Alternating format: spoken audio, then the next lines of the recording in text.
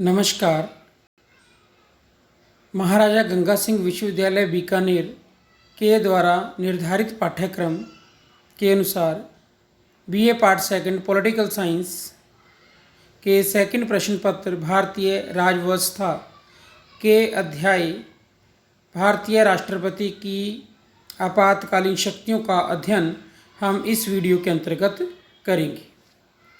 पिछले वीडियो में हमने राष्ट्रपति की सामान्यकालीन शक्तियों के विभिन्न प्रकार यथा कार्यपालिका शक्तियाँ, विधायी शक्तियाँ, वित्तीय शक्तियाँ, न्यायिक शक्तियाँ, कूटनीतिक शक्तियाँ और सैन्य शक्तियाँ और अन्य प्रकार की शक्तियों का हमने अध्ययन किया।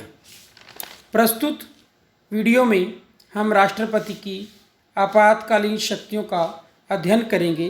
राष्ट्रपति की आपातकालीन शक्तियाँ तीन प्रकार की हैं। राष्ट्रीय आपातकाल नेशनल इमरजेंसी आर्टिकल 352 के अनुसार। दूसरा है राष्ट्रपति शासन जिसे संवैधानिक संकट भी कहा जाता है आर्टिकल 356 के अनुसार। और तीसरे प्रकार की राष्ट्रपति की आपात शक्ति है वित्तीय आपातकाल आर्टिकल 360 के अनुसार। इसके अलावा राष्ट्रपति और राज्यपालों को विशेष प्रकार की अनुमतियाँ एवं विशेषाधिकार भी संविधान के आर्टिकल 361 के अनुसार दिए गए हैं। अब हम इनका क्रमवार अध्ययन करेंगे। पहला है राष्ट्रीय आपातकाल नेशनल इमरजेंसी आर्टिकल 352 के तहत राष्ट्रपति को युद्ध, बाह्य आक्रमण या सशस्त्र विद्रोह से भारत या उसके किसी भाग की सुरक्षा संकट में होने के आधार पर आपात की उद्घोषणा करने की शक्ति प्राप्त है।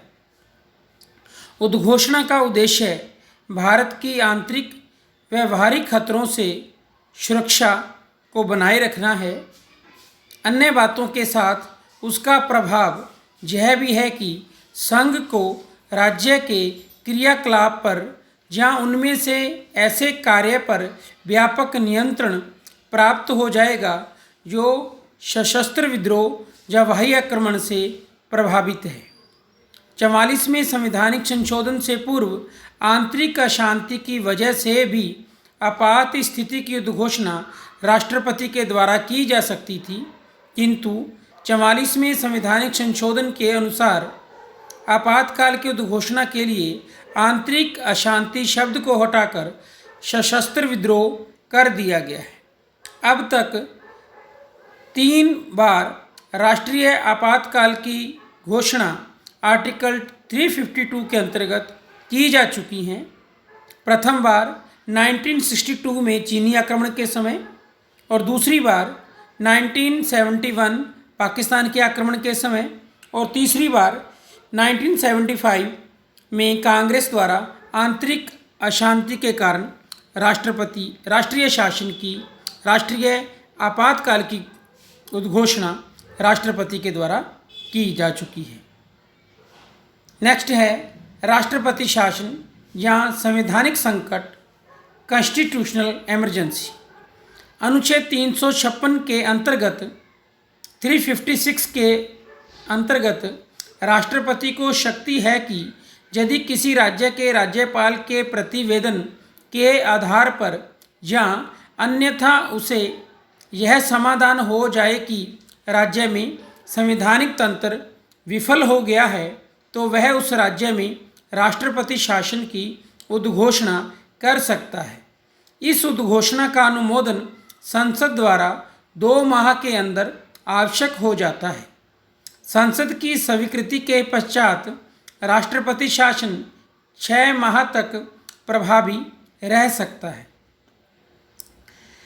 44वें संवैधानिक संशोधन द्वारा अनुच्छेद 356 में यह व्यवस्था की गई थी कि राष्ट्रपति की उद्घोषणा संसद के दोनों सदनों के संकल्पों के द्वारा अनुमोदित होने पर 6 माह तक चल सकेगी।